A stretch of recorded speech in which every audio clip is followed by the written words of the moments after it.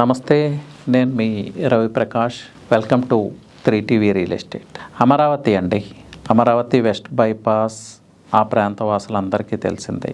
Chennai highway Amaravati core క్యాపిటల్ని connect చేస్తూ again Vijayawada Hyderabad హైవేని కనెక్ట్ చేస్తూ చాలా విలేజెస్ని కనెక్ట్ చేసుకుంటూ ఎయిర్పోర్ట్ దగ్గర కనెక్ట్ అవుతుంది. ఈ స్ట్రెచ్ ఆల్రెడీ కంప్లీటెడ్. ఈ స్ట్రెచ్ వల్లే విజయవాడ హైవేకి మంచి పొటెన్షియల్ రాబోతుంది. అక్కడ ఉన్న ల్యాండ్ ప్రైజెస్ గ్రో అవుతున్నాయి. ఎందుకంటే ఈ ప్రాంతం అమరావతికి చాలా నియర్ అవబోతుంది. సో ఇక్కడ మెయిన్ ఉద్దేశం ఏంటంటే అక్కడ స్థానిక ప్రజలు కూడా నన్ను ఈ విషయంలో హెల్ప్ అడగటం వల్ల ఈ వీడియో చేస్తూ ఉన్నాను. ఈ వెస్ట్ బైపాస్ మీద చాలా ఫేక్ ప్రమోషన్ జరుగుతుందండి.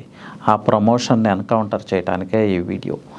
సో ఏమని ప్రమోట్ చేస్తున్నారు? వెస్ట్ బైపాస్ ఎక్కడైతే వచ్చిందో ఆ వెస్ట్ బైపాస్ నుంచి 500 మీటర్స్ వరకు బఫర్ జోన్ ఇస్తారు. సో ఆ ల్యాండ్స్ అన్ని డెడ్ ల్యాండ్స్ అయిపోతాయి. వాటిల్లో ఎలాంటి యాక్టివిటీస్ చేయలేము, హౌస్ కన్స్ట్రక్ట్ చేయలేము, కమర్షియల్ యాక్టివిటీస్ చేయలేము అనేది ఇక్కడ చాలా చాలా ఇంపార్టెంట్ థింగ్ అండి. ఆ వెస్ట్ బైపాస్ ఎలా పూర్తయిందంటే రైతులు ల్యాండ్ ఇస్తేనే పూర్తయింది.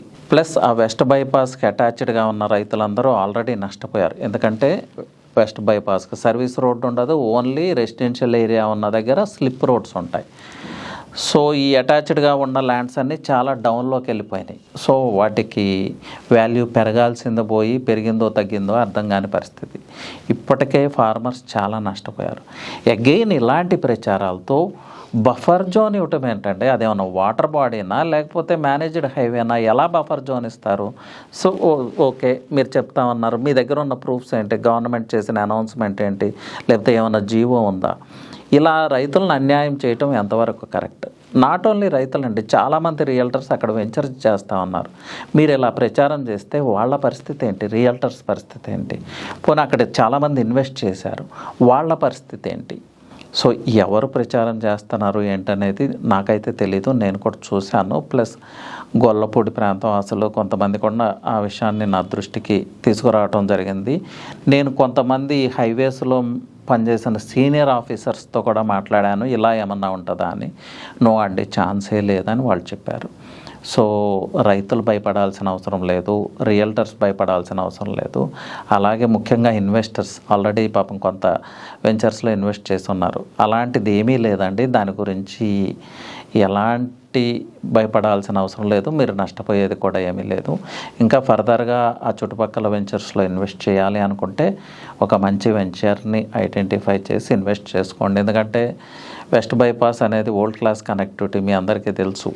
విజయవాడని అమరావతిని కనెక్ట్ చేస్తూ ఉంటుంది. ఒక ఇన్నర్ రింగ్ రోడ్ లాంటి సర్కిల్ ఏర్పడుతుంది. మీరు గమనిస్తే వెస్ట్ బైపాస్కి ఈస్ట్ బైపాస్ అటాచ్ అవుతుంది. సో విజయవాడ సిటీకి ప్లస్ అమరావతి సిటీకి కూడా ఇన్నర్ రింగ్ రోడ్ లాంటి స్ట్రక్చర్ అది. ఫ్యూచర్లో ఆ పక్క ల్యాండ్స్కి చాలా వాల్యూ రాబోతుంది, నియర్ బై ప్లాట్స్కి చాలా వాల్యూ రాబోతుంది.